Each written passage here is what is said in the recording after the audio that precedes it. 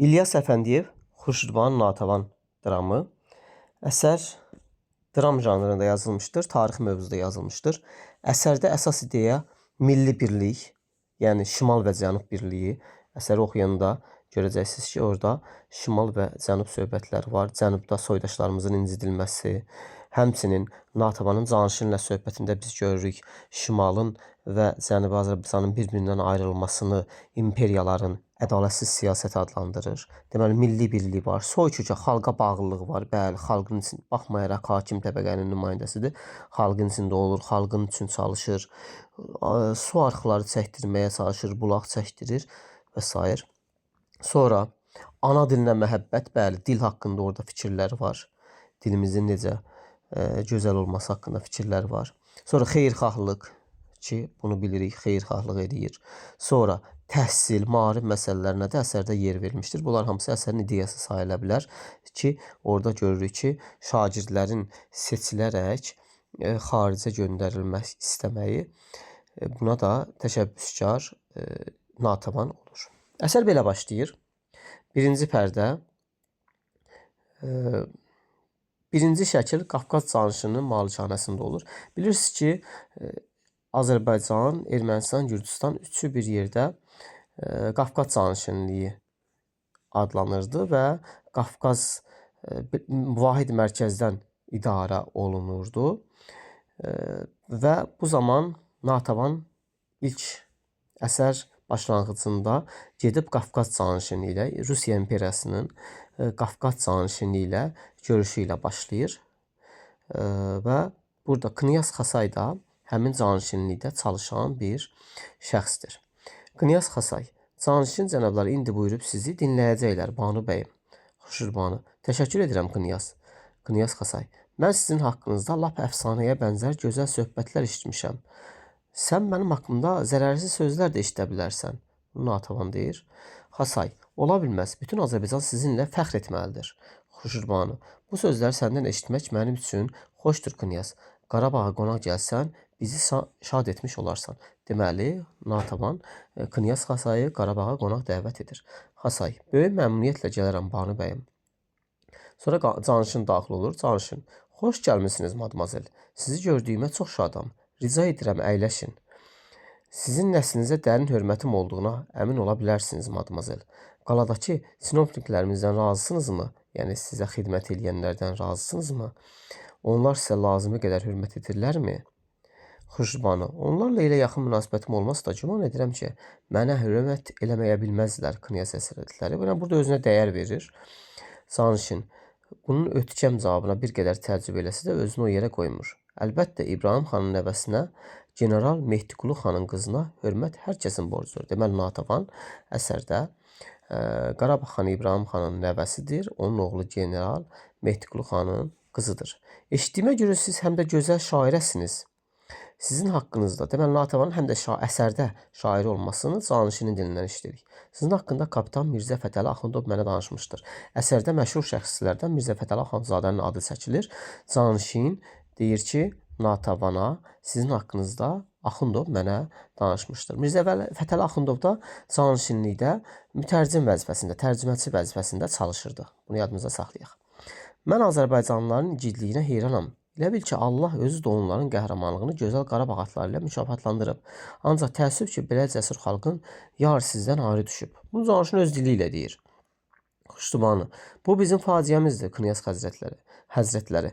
İki böyük dövlətin qədim bir tarixi olan Azərbaycan xalqını iki yerə parçalayıb, qardaşı qardaşından ayırmaları ədalətli iş deyildir. Bayaq demişdik, xalqın birliyi məsələsi burada var. Canişin, tarixin hadisələri bəzən elə cərəyan edir ki, ağıllı hökmdarlar belə amansız hərəkətlərə məcbur olurlar.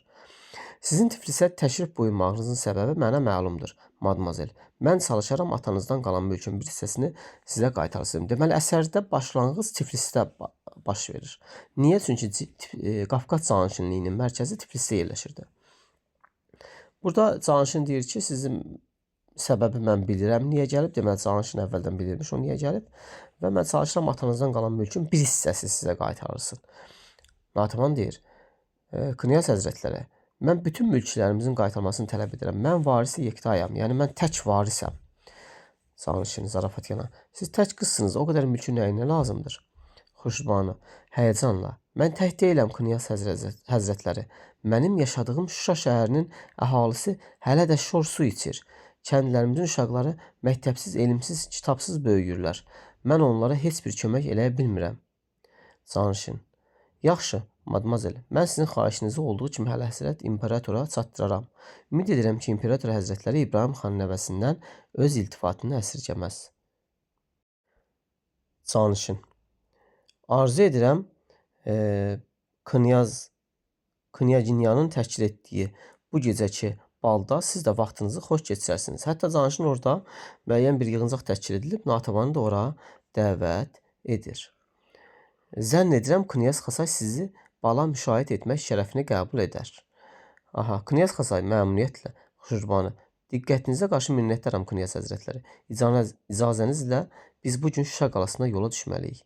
Canişin. Nə deyə bilərəm? Sizə yaxşı yol əl tutuşur. Deməli, Knyaz Xasaya da baş əyərək Mirzə Ruhullanın müşahiəti ilə çıxır. Deməli, Natavan Mirzə Ruhullah ilə gəlmişdi öz köməkçisi ilə. Canişin. Xuşurbanın ardınca baxaraq. Ağıllı qızdır. Knyaz, siz nə vaxtacan subay gəzəcəksiniz? Deməli, buradan işarə etmək istəyir ki, Knyazla Natavanın arasında bir münasibət başlanmasını istəyir. Bunun da səbəbi o idi ki, Canişin Rusiya imperiyasının nümayəndəsi idi. Knyaz Xasay da həmin idarədə çalışırdı. Baxmayaraq ki, Azərbaycan Rusların tərkibində idi. Amma Azərbaycanda öz hörmətli ilə seçilən Natavan kimi bir şəxsin Rusiya imperiyasının canişinliyində çalışan Knyaz Xasay ilə evlənməsi düşünürdü ki, Azərbaycan xalqının Rusiya imperiyasına qarşı məhəbbət yaradar. Yəni onlardan rahat ola bilərlər ki, yəni burada bir üsyan ola bilməz. Canişinin məqsədi bu idi. Deməli, nə vaxtacan subay gəzəcəksiniz? Knyaz Xasay onun eyhamını başa düşür. Yəni onun nə demək istədiyini başa düşür.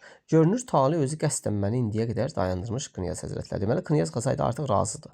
Knyaz Xasay bu canişinliyin məqsədinə görə razı deyildi. Knyaz Xasayın həqiqətən Natavandan xoşu gəlmişdi. Canişin gülümsəyir. Eləmi? Xuşduban həqiqətən şahanə xanımdır. Madam ki, Tale sizi indiyə qədər subay gəzməyə məcbur eləmişdir, demək, indi öz bəxtinizi sınaya bilərsiniz. Əgər Xuşdubanı ilə evlənsəydiniz, mən sizi ürəkdən təbrik edərdim. Zənn edirəm ki, bu izdivac Əlhəzrət imperatorun özünə də xoş gələrdi. Siz ona sadiq, onun taxt tacına yaxın müsəlman kübar knyazsınız.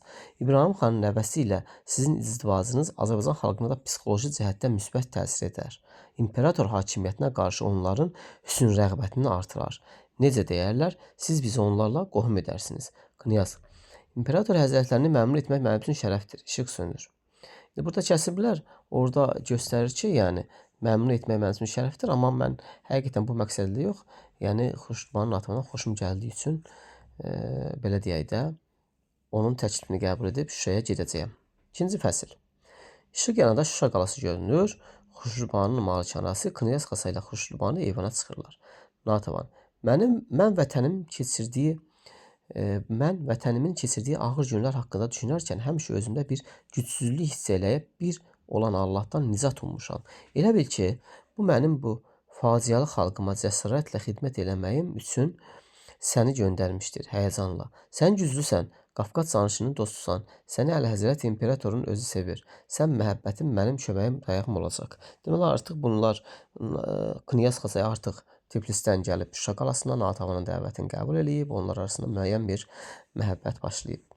Xasay, indi siz danışdıqca sanki mən də o yalçın qayalar üstündə dayanıb uzaqlara baxan qara yapıncılı Dağıstan igidlərini görürəm. Düşünərəm ki, bizim xalqların taleyi nə qədər bir-birinə bənzəyir. Aha, baxmayaraq ki, Xasay Qafqaz canişinliyində çalışırdı. Rusiya imperatorunun bilinirov vəzifəli bir şəxs idi, amma özü də Rus deyildi, Dağıstanlı idi. Bilirsiniz ki, necə ki Azərbaycan Rusiya imperiyasının tərkibində idi, Dağıstan da onların tərkibində olan bir ərazi idi. Onlar da Rusların haqsızlıqlarına, ədalətsizliklərinə məruz qalan bir xalq idi.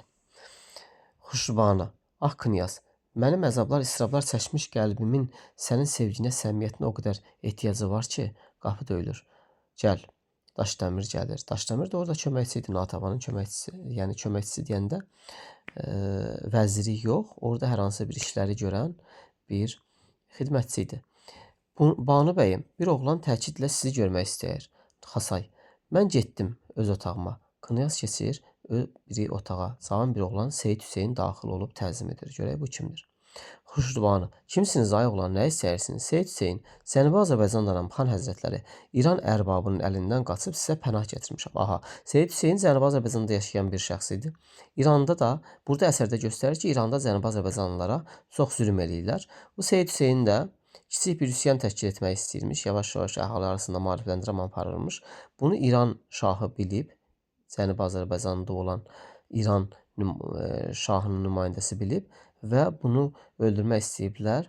Seyid Hüseyin də qaçaraq Şimali Azərbaycana keçib. Natəvan, İranda nə eləyirlər sizə? Seyid Hüseyin, bizə zülm eləyirlər, xan həzrətləri. Bizi sarmağa çəkirlər. Bu mənə məlumdur.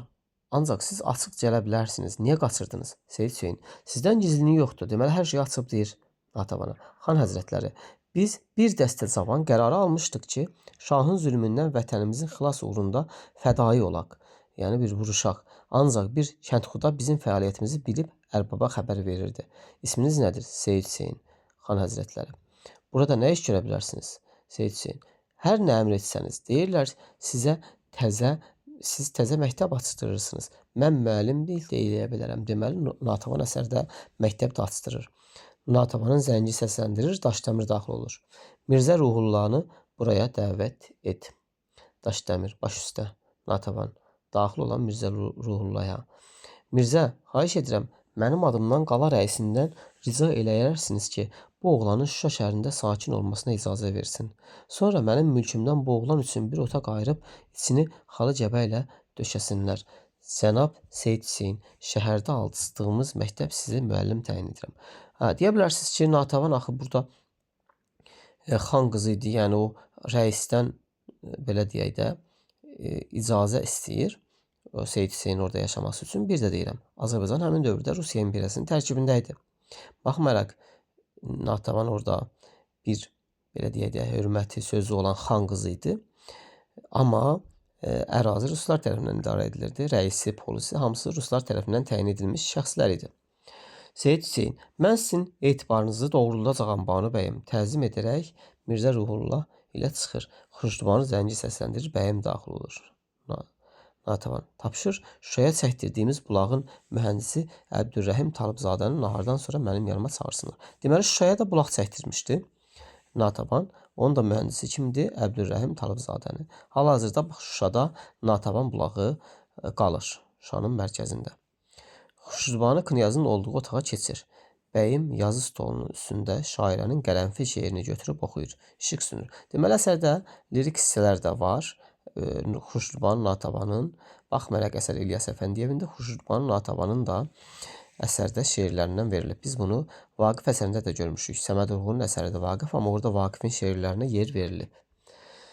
Üçüncü şəkil. Muradalının evinin qabağında kiçik bağça, bağçanın yanından yol keçir Seyid Hüseyin və Muradalı. Seyid Hüseyin artıq gəldi, Şuşaya yerləşdi. Muradalı kim idi?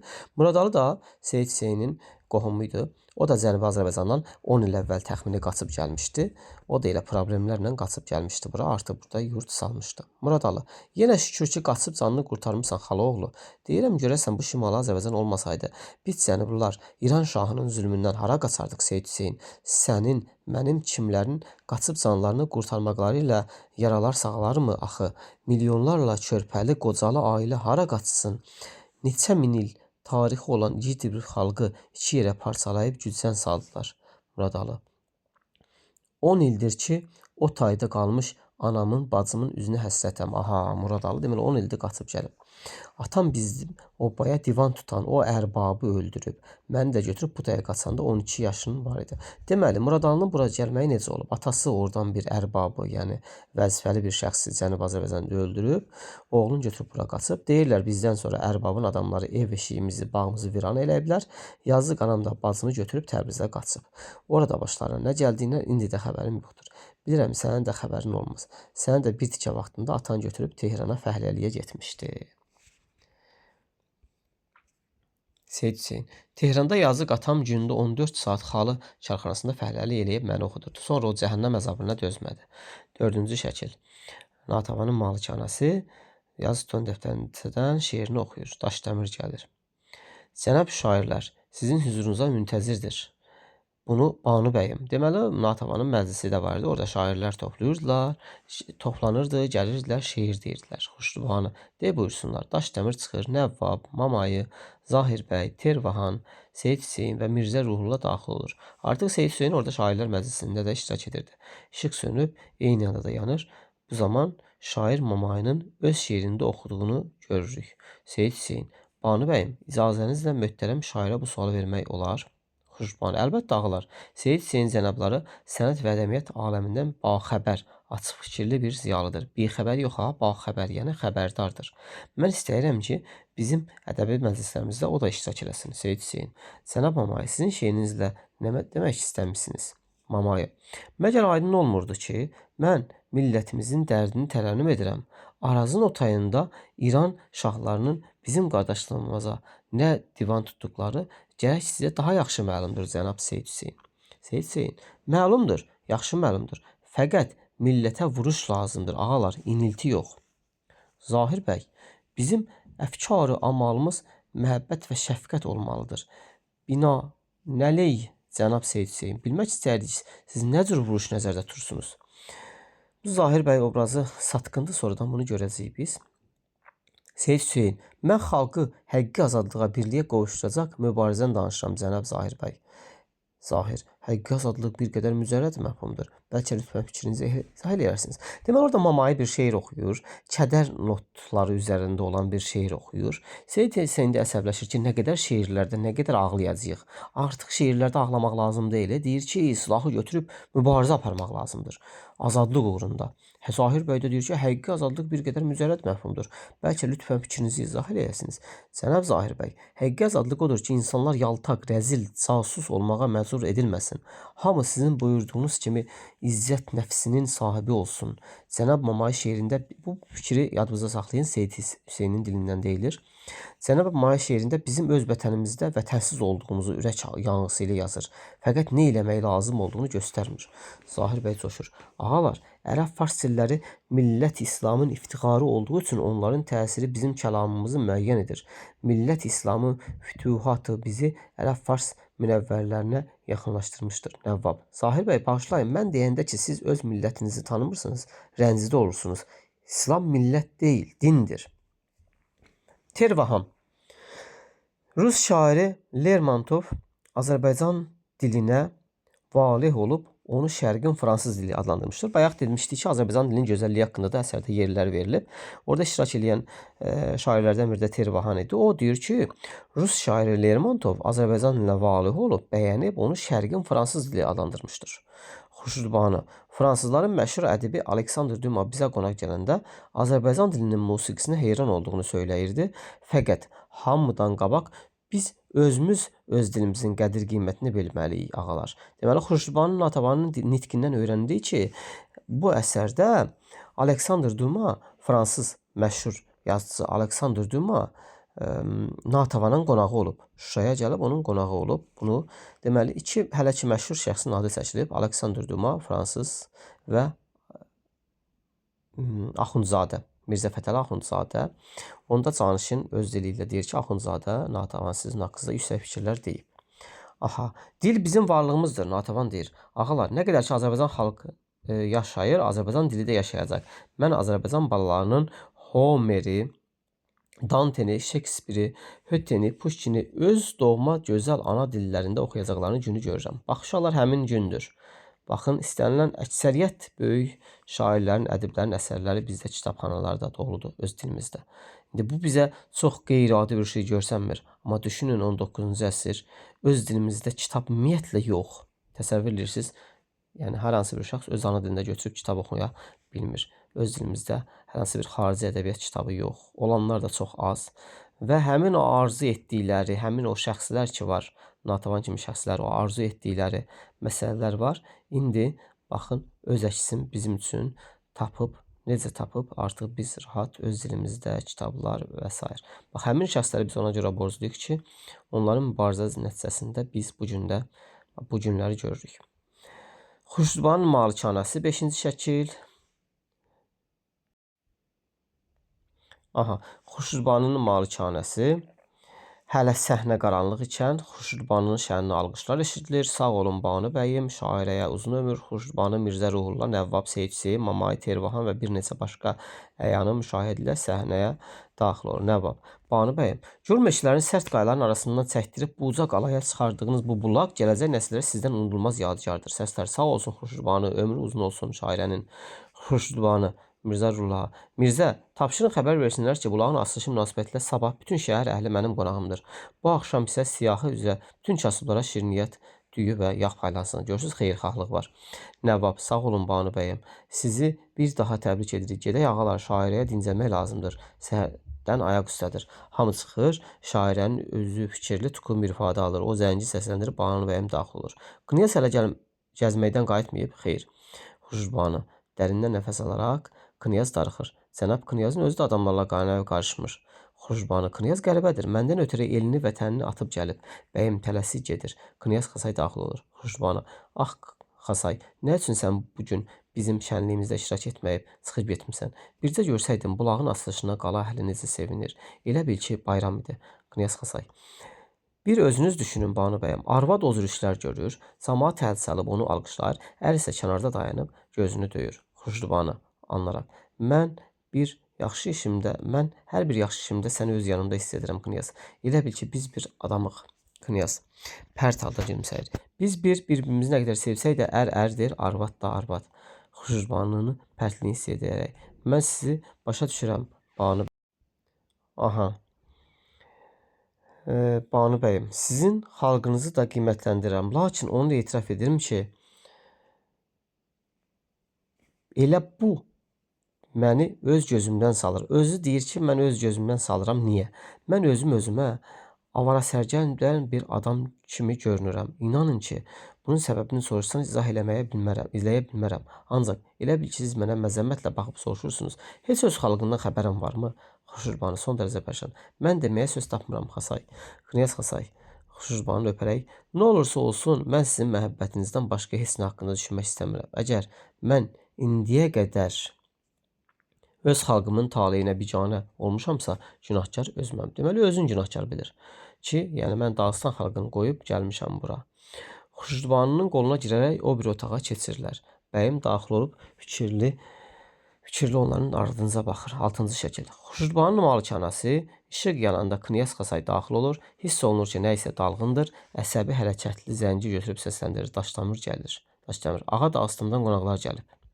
Knyaz Xasay, de buyursunlar. Daşdəmir çıxır. Sonra qoca Knyaz daxil olur. Qoca Knyaz cəld onun qabağını yeriyə böyrü hörmətlə xoş gördük əmi. Deməli Dağıstandan gənc Knyaz Xasayın əmisi qoca Knyaz gəlib haraya? Şuşaya. Təşrif buyurmağınızı bilsəydim qabağınıza gələrdim. Qoca Knyaz. Yolda bizə dedilər ki, xan qızı Xurşudbanı mil düzünə səyahətə çıxıb. Knyaz Xasay, bəli, əmi Xurşudbanı Arazdan mil düzünə arx çəkdirmək istəyir. Aha, ilk dəfə deməli biz bunu Xasayın dilindən eşitdik ki, deməli Natəvan Şuşaya bulaq çəkirmişdi. İndi də Arazdan Araz çayından mil düzünə arx çəkdirmək istəyir. Yəni su kanalı. Knyaz Xasay, oho, bu çox maraqlıdır kinayə ilə. Bəs sən niyə xanımını müşahidə eləməmisən? Knyaz Xasay, mən getmək istəmədim əmi. Qoca Knyaz eyni ifadə ilə. Qorxmadınmı bu xan qızının kefinə toxunsun? Knyaz Xasay tutularaq. Siz çox qəzəblisiniz əmi. Qoca Knyaz yaşına uyuşmayan bir ötkəmliklə. Bir arvaddan ötürü vətənini, ata-baba yurdunu atan oğula qarşı mən nəcür olmalıyam? Mən 10 il səni Petrogradda bunun üçün mü oxutdurdum? Sən oradan qaydanda Dağıstanlar Allaha dua edirdilər ki, onların da elmli, əqilli adamları yetişir. Onlar sənə ümid bağlayırdılar. Canişin idarəsində sənin kimi adamları olduğuna sevinirdilər. Onlar səninlə fəxr edirdilər. Əmi, Xurşudbanı Allahın buyurub Peyğəmbərin xəbər verdiyi qanunla mənim halal zövcəmdir. Qoca Knyaz. Mən 90 yaşlı qoca 4 gün at sürüb Dağıstandan bura gəlmişəm ki, xan qızı barədə sizinlə söz güləşdirəm. Özün bilirsən ki, məndən sonra bizim neçə yüzyıl tarixi olan o müqəddəs yurdumuzda deməli Bir başı papaqlı sən qalırsan. Sən də böyük əcdadımızın çırağını söndürüb düşmənlərimizi sevindirmə. İgid babalarının ruhundan utan. Qayıt vətəninə. Deməli, qoca knyaz gəlib ki, sən gəlib burada oturmuşsan, dağılsın orada tək qalıb, sən oxutmuşuq biz, səni çalış, belə deyək, oxutturmuşuq. Sən məndən sonra bu elin başına keçirsən. İndi də sən gəlib burada oturmuşsan. İndi sonra deyir, mən gedirəm namaza. Özüm də səhərə qədər sənin qərarını gözlərəm. Səhər qaydasıyam Dağıstana. Qalxıb ağır adamlarla çıxır. Knyaz Xasay əsəbi halda var-gəl edir. Xuşbanı şən əhvalla daxil olur. Xuşbanı, salam əzizim, knyazı öpür. Mil düzünü gəzdiyimi eşidib şahsevən afşar cəmaatı tökülüb gəlmişlər. Mənim arazdan mil düzünü arx çəkdirmək istədiyimi bilib o qədər sevinirdilər ki, əllərindən güclə qurtarmışam. Axı, yarı canım qalmış sənin yanında, deyir Dağıstandan qonaqlarımız gəlib. Knyaz Xasay, bəli, əmim gəlib. Banu bəyim, əmim istəyir ki, həmişəlik qayıdım Dağıstana. Xuşbanı bərk sarsılır, ağır pazar. Bəs sən nə düşünürsən Xasay? Xasay, əminin yaşı 90-ı keçib. Ondan sonra ata-babamızın yurduna tək mən qalıram. Əgər mən də oranı həmişəlik tərk eləyib xaraba qoysam, düşmənlər sevinəcək. Dostlarsa məni nankör, yaramaz bir oğul kimi lənət yağdıracaq. Natəvan. Knyaz, mən sənin öz həmvətənlərinin lənətlərinə məruz qalmağına dözmərəm. Anlayışla qarşılayır. Xasay, bilirəm ki, siz dünyanın əl-cənab qadınısınız. Gedək Dağıstana, Banu bəyim. İndiyə qədər Qarabağda yaşamışıq. Qoy bundan sonraki ömrümüzü də Dağıstanda keçsin. Aha, artıq Knyaz Xasay bunu birbaşa qoyub getmək istəmir. Deyir ki, bu qədər Şuşada yaşamışıq, Qarabağda yaşamışıq. İndi də gedək Dağıstanda yaşayıq. Xuşbanı, yox Xasay, öl desən ölərəm, amma bu faciəli vətənimi atıb getmərəm. Mənim kəndlilərim mənə ana kimi baxırlar. Dərdlərini, sərlərini mənə açırlar. Məndən kömək umurlar. Knyaz Xasay, siz tez-tez gəlib onlara baş çəkərsiniz. Axı, sizin öz həyatınız da var Banu bəyim. Xuşbanı, heç bir cavab verməyərək qəti addımlarla Knyaz Xasaya yaxınlaşaraq boynundakı medalyonu açıb onun boynundan asaraq yaxasını düyünür. Deyir ki, axı sənin öz həyatın da var da, yəni qurban vermə bu xalqa. Xuşbanı, bu medalyonun içində bizim övladlarımıza Mehdiqulu ilə Xanbikənin şəkilləri qoyulub. Apar özünlə, Allah səni həmvətənlərinlə xoşbəxt eləsin. Deməli, Natəvan artıq demək istəyir ki, yəni mən getməyəcəm, sən amma görürəm narahatsan, get. Hətta ona gedərkən medalyon verilir, içində öz övladları varmış deməli. 2 övladları varmış, Natəvanın dilindən görürük. Mehdiqulu öz atasının adını qoyub oğluna və Xanbikə qızları. Knyaz Xasay həyəcanla, axı Banu bəyim. Belə, Xuşbanı, indi isə get Knyaz. Bizim birlikdə keçirdiyimiz günlərin xatirələri mənim üçün o qədər əzizdir ki, bundan sonra ömrümə 10 ömürdə calansa, yenə də onlar məni yaşatmağa kifayət edər. Knyaz Xasay sürətlə otaqdan çıxır, Xuşbanı bütün gücünü toplayaraq mərdanəli ilə ayaq üstə dayanıb onun ardınca baxır. 7-ci şəkil.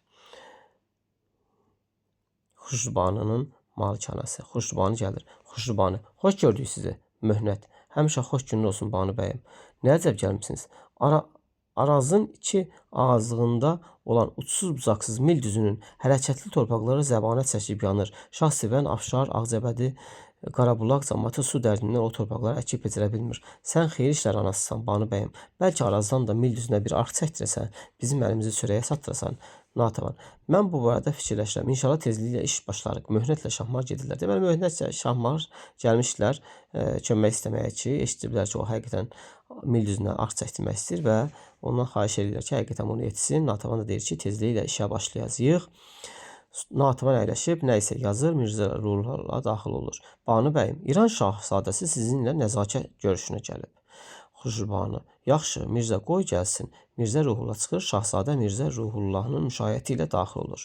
Kim idi İran şahzadəsi? İran şahının qardaşı idi. Deyə bilərsiniz, nə işi var Şimali Azərbaycanda? O da qaçıb gəlmişdi. O niyə qaçıb gəlmişdi? Deməli, onun qardaşı eşidib ki, onun İran şahzadəsi hakimiyyətə gəlmək üçün qardaşını öldürmək istəyir. O da bunu öldürmək istəyib. O da qaçıb Şimali Azərbaycana. Həmin o İran şahzadəsi. Şahzadə. İbrahim xanın nəvəsi Mehdiqulu xanın qızı Qarabağın gözəl şairəsi Xuşbanı bəyimə öz dərin hörmətimi bəyan etməklə bəxtiyaram. Xuşbanı, təşəkkür edirəm Əlahəzrət. Ancaq biz qadınlar bir qədər şöhrətpərəst oluruq. Əlahəzrətin nəzərinə çatdırmaq istəyirəm ki, mən yalnız Qarabağın deyil, bütün Azərbaycanın, Şimal və Cənubi Azərbaycanın şairəsiyəm. Özüm də bununla fəxr edirəm. Aha, yəni deməli siz ki, Şimal və Cənubi Azərbaycan birdir. Şahzadə. Bunu həm ruslara çatdırır canşına söhbətdə, həm də İran şahzadəsinə çatdırır. Şahzadə. Mən buna çox şadam, Natəvan. Böyük İran səltənəti şair sənəti qiymətləndirməyi bacarır. Xüsusən də şeir, kəlamı bu qədər Nəfis xanımın qəlbində zahir ola. Görünür Əlahəzrətin özü də şeiri çox sevir. Şahzadə. Bəli, Xuşrubani bəyəm. Firdovsinin, Hafizin, Sədinin kəlamı ilə dil açan şəxs şeiri sənəti sevməyə bilməz. Xuşrubani. Dünyada qəribə təzadlar olur. Əlahəzrət. Şeir sənət nəcib hisslərin, nəcib fikirlərin tərcüman olduğu halda bəzən qəddar hökmdarlar da onu sevir. Şahzadə Xuşrubanın sözünün üstündən keçərək söz atır ona. İran şahları həmişə şeirin, sənətin himayədarı olmuşlar. Firdovsilər, Sədilər, Hafizlər böyük qayğı və məhəbbətin ruh almışlar. Natəvan. Məncə o ulduzlar qədim İran mədəniyyətinin işığı almışlar. Məncə o ulduzlar qədim İran mədəniyyətindən işıq almışlar. Mədəniyyət isə xalq yaradır. Demək istəyir ki, yəni sizlə bağlı deyil də, xalqla bağlıdır bu.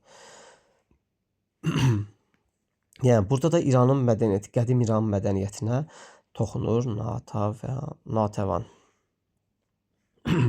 Şahzadə, İran mədəniyyətini belə qiymətləndirməyinizə xeyli şadam, Xuşrubani bəyim.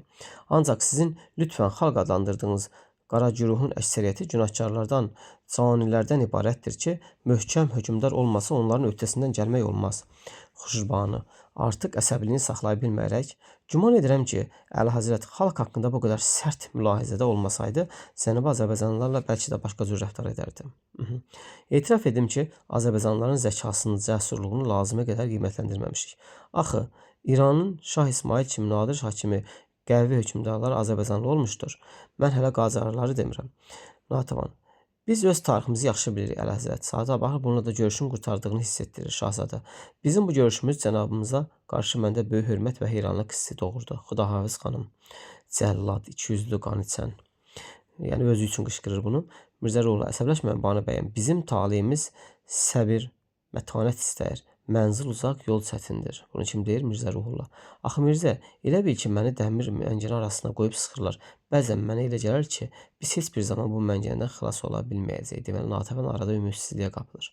Mirzə Ruhullah, Azərbaycan oğullarının zəkası, cəsurluğu yaşayır. Tarixi bir-iki nəslin ömründən ibarət deyil, Banu bəyim. O böyük azadlığı biz görmüsək də, damarlarında bizim qanımız axan gələcək nəsillər görəcək. İndi bizim bu vətən torpağında üst-üstə qoyduğumuz hər kərpiz düşmənə bir güllədir. Bu fikir kim deyil? Mirzə Ruhullah, yadımızda saxlayırıq. Qıza pauza, Daşdəmir gəlir. Daşdəmir. Seyid Hüseyin huzurunuza gəlmək istəyir. Daşdəmir çıxır, Seyid Hüseyin daxil olub tənzim edir. Əyləşin cənab Seyid Hüseyin. Əyləşməyərək. Banu bəyim, sizin tapşırığınız mücəbincə 5 nəfər Rusiyaya, 5 nəfər də Parisə təhsil göndərmək üçün istedadlı gənclər intiqab etdik. Xuşrubani, özləri necə baxırlar bu işə? Seyid Hüseyin, çox sevindilər Banu bəyim. Xuşrubani, bəs valideynləri? Seyid Hüseyin, bəziləri əvvəl razı olmaq istəmirdilər. Deyirdilər, oxutmağa gücümüz çatmaz. Fəqət mən onlara başa saldım ki, cavanlar onların yox, sizin xərcinizlə təhsil alacaqlar. Ondan sonra məmnuniyyətlə razılıq verilir. Deməli, artıq təhsilə də önəm verir, uşaqlar seçib göndərir ki, Parisə, Rusiyaya oxusunlar, təhsil alsınlar. Hidayət xan daxil olur. Hidayət xan da Xuşrubanın Natəvanın əmisi oğlu idi, amma çox mənfi bir qəhrəman idi. Hidayət xan Seyid Hüseynə əhəmiyyət verməyərək, salam əmizadə, Xuşrubanı, xoş gəlmisən Hidayət. Hidayət xan, bizim Arazqırağa kəndlərimizdəki darğamız bu gün xəbər gətirir ki, güya sən Arazdan mil düzünə arx çəkdirmək istəyirsən. Özü də bu arx bizim torpaqlardan keçəsidir. Xuşrubanı, bəli elədir. Hidayət xan, məgər sən bilmirsən ki, bizim o yerlərdəki rəyyətlərimizin hamısı köçəridir. Qışlaqda cəmi 2-3 ay olurlar. Qoyun quzularını bir ay burada otarlar, bir ay orada. Demək onlara sənin düşünən arx lazım deyil. Hidayət düşünür ki, niyə narahatdır? Birinci deyir ki, onlar köçəridir o aranda yaşayanlar. Yəni 2-3 ay burada olurlar, yayda sonra çıxıb gedirlər. Qışda xüsusilə orada olurlar, sonra çıxıb gedirlər qışlaqda. Bəs onlara arx lazım deyil. Həm də niyə narahatdır? O arxda bunların torpağını yaralayıb su çəkiləcəkdir. Ona görə torpağın da belə olmağını istəmir. Az gözlüyü var. Xuşrubana, su olarsa onlar da yavaş-yavaş köçərlikdən əl çəkib oturaq həyata keçərlər. Özlərini ev eşiyi tikib uşaqlarını oxudarlar. Qarası günündə yaşamazlar. Hidayət xan, xəbərdarlıq eləyirəm səni, Banu bəyim. Mən qoymayacağam o arx bizim torpaqlardan keçsin. Eşitdinmi? Qoymayacağam. Hidayət xan hirsli halda çıxır. Seyid Hüseyin, siz məyus olmayın, Banu bəyim. Xuşrubanı, coşqunluqla, məyus olmaq yox. Mən öz taleyimə qalıb gəlmək istəyirəm. 8-ci şəkil. Xuşrubanın malikanəsi harada isə xanəndə Xuşrubanın şeirini tarı müşahidlə oxuyur. Birdən Xuşrubanı əlləri ilə özünü qapayıb kresloya oturur. Mirzə Ruhullu daxil olur. Mirzə Ruhullu asta səslə, Banu bəyim, nə olub qızım? Xuşrubanı, heç nə. uşaqlıqda siz həmişə mənə deyirdiniz ki, insan xoşbəxtlik üçün yaranmışdır. Mən isə xoşbəxt olmadım. Ancaq məni düşündürən bu deyil. Mirzə, uşaqlarımın taleyidir. Qorxuram Mirzə. Qorxuram ki, onların da taleyi mənim kimi ola. Narahatdır ki, uşaqlarım da mənim kimi xoşbəxt olmaya çətinliklərlə qarşılaşa. Mirzə Ruhullah, sənin öz taleyindən şikayət etməyə haqqın yoxdur, Banu bəyim. Böyük yaradan həqiqi insan üçün lazım olan nəcibliklərdən heç birini səndən əsirgəməmişdir. Sən bizim igid qızımızsan. Qalx ayağa. İran şahzadəsinin vəziri Məliküddövlə səni təklikdə görmək istəyir. Bayaq oxuyanda gördük ki, İran şahzadəsi gəlmişdi. İndi öz köməkçisini, vəzirin göndərib, Məliküddövləni göndərib. Qurban, yaxşı Mirzə, qoyun gəlsin. Məliküddövlə səndələ işərək iltifatımıza qarşı təşəkkürəm Banu bəyəm həzrətləri. Bu səhər sizin təzə saldırdığınız bağda Əlhəzrət Vəliəhdlə seyrə çıxmışdıq. Oradakı dilruba güllər, çiçəklər mənə Təbrizdəki bağçamızı xatırlatdı. Xuşurbanı, mənə nə qulluğunuz vardı, cənab Məliküddövlə? Məliküddövlə, Banu bəyim həzrətləri, siz ağıllı bir qadın olduğunuz üçün mən heç bir müqəddiməyə şüuru etmədən birbaşa mətləbə keçirəm. Buyurun. İran taxtının vəliəhdi Şahzadə həzrətləri sizinlə izdivac təmənnasındadır. Yəni sizinlə evlənmək istəyir. Halbuki o İran şahzadəsinin 30 həyat yoldaşı var idi. Ki, gəlib Natəvanla da evlənmək istəyir. Xuşurbanı, cənab Məliküddövlə, siz necə ki bizim Azərbaycanlımız soruşuram. Bəs belə bir izdivaca siz özünüzə baxırsınız. Deməli, İran şahzadəsinin vəziri Məliküddövlə Azərbaycanlı idi. Deyir, bu izdivaca necə baxırsınız siz, Məliküddövlə? Banu bəyim, əlbəttə ki, neçə min illik tarixə malik İran səltənəti ilə qohum olmaq biz Azərbaycanlılar üçün xoşbəxtlik olar. Bilirsiniz ki, məmləkəti Azərbaycan iki böyük dövlətlərdən birinə iltica etməlidir. Aha, belə bir dövlət isə əlbəttə ki, dini dinimizdən olan Böyük İran. Satqınlığa bax. Deyir, Azərbaycan kiçik dövlətdə, bu ya Rusiyaya ya da İrana keçməlidir tərkibinə. Mənim fikrimcə İrana keçmək daha yaxşıdır, çünki İranla dinimiz birdir. Xuşurbanı, əgər İran şahları öz dini qardaşlarının qədrini bilirlərsə, nə üçün qoşun çəkib Azərbaycan əhalisinin əlsiz ayaqsızlarını qılıncdan keçirirdilər? Nə üçün sizin vəli nemətiniz vəliəhd Cənubi Azərbaycana divan tuturdu? Nə üçün İran şahları Cənubi Azərbaycanlıların dilini, milli hüququnu əlindən alıb onları öz istərinə əritmək istəyirlər? Deməli, İranda, Cənubi Azərbaycanda İranlılar tərəfindən Azərbaycanlılara zülm edilməyə əsərdə var. Natəvanın dili ilə. Məliküddövlə, Banu bəyim, sizi inandırıram ki, İran hökmdarlarının bizi farslaşdırmaq siyasəti biz Azərbaycanlıların xoşbəxtliyidir, Məliküddövlə deyir. Xuşurbanı, xoşbəxtliyi şübhəsiz. O zaman biz də farslarla bir hüquqi olaraq dövlət işlərində onlarla bərabər iştirak edərik, bəli. Son dərəcə əsəbləşir Natəvan. Tutmayın mənim adımı, rədd olun nökər. Qab dibiliyi yalayan nökər, rədd olun Məliküddövlə öz-özünə. Bu nədir baba? Mirzə ruhu daxılır. Sən ruhu müvazinətini itirmə, Banu bəyim. Bax, gələcək xalq özü vətən xainlərinə divan tutacaq. İcazənizlə mən bəzi sözlər ərz eləmək istəyirəm. Bütün iftixarları, dedikodulara son qoymaq üçün məsləhət bu ki, sən suban qalmayasan. Bunu kim deyir? Mirzə Ruhullah. Deyir ki, Knyaz Xasaydan axır çıxıb getmişdi. Deyir, artıq sən subay qalmayasan da, yəni sənin haqqında mənfi fikirlər söhbət edilməsin deyə sən subay qalmamalısan. Yaxşı, Mirzə, mən bu barədə fikirləşirəm. Mirzə Ruhullah təzim edərək çıxır, Paza, Xuşurbanı, Natəvan dərin psixoloji sarsıntı keçirir və birdən zəngi səsləndir. Banu bəyim daxil olur. Xuşurbanı, get Seyid Hüseyni bura çağır bəyim. Seyid Hüseyin də bildikdə kimdir? O müəllim idi, Cənubi Azərbaycandan qaçıb gəlmişdi. Xuşurbanı, Seyid Hüseyin, mən xəbər verdilər ki, siz hər gün bağçanın qalınlığında dayanıb məni gizlin tamaşa edirsiniz. Nə üçündür bu maraq? Niyə dinmirsiniz? Əhv buyurun, Banu bəyim. Onsuz da mən gecə-gündüz cəhd edirəm ki, bu günahkar məhəbbəti ürəyimdən çıxaram. Xuşurbanı, nə üçün siz öz məhəbbəti günahkar hesab edirsiniz? O məhəbbəti. Mən özümü bu məhəbbətə layiq bilmirəm. Natəvan, nə üçün siz belə gözəl, sağlam, savadlı bir oğlan? Seyid Hüseyin, mən kimsəsiz, yoxsuz bir adamam. Xuşurbanı, məgər yoxsulların sevinməyə ixtiyarı yoxdur? Qəribə tənə ilə. Cənab Seyid Hüseyin, mən İbrahim xanın nəvəsi, Mehdiqulu xanın qızı Natəvan, Allahın buyurub, Peyğəmbərin verdiyi qanun üzrə sizin zövcəniz olmaq istəyirəm. Siz buna razısınızmı? Seyid Hüseyin, Banu bəyim. Xuşurbanı, həsəb bəstirin, məgər mən də öz vətənimdə kimsəsiz deyiləmmə, məgər bizim səsimiz Qaf dağında tilsimə salınmış əfsanəvi zümrüd quşunun səsi kimi bir yana gedib çıxırmı? Deməli, burada əfsanə zümrüd quşu xatırlanır Natəvanın dili ilə. Yox, Seyid Hüseyin, talih bizi əbəs yerə bir birimizə rast gətirməmişdir. Biz indi əlassız da olsaq, çərxi dövranı geriyə döndərə bilməsək də mücahidik. Qoy böyük yaradan bizim izdivacımızı vətənimiz üçün xeyirli eləsin. Seyid Hüseyin, amin. Deməli, Seyid Hüseynindən əslində sevmirdi Natəvan, yəni onunla bir hörməti var idi təbii ki. Sadəcə olaraq onunla evlənmək istəməyi, söhbətlərə son qoymaq istəyirdi və onların arası, belə deyək də, onlar ancaq elə evlənsələr də, kəbin kəsilsə də dost kimi də qalırlar. Yəni bir yaxın bir dost olaraq qalırlar. Yəni tam belə deyək də ər kimi yox, əsas dost kimi münasibətlərdə davam eləyir.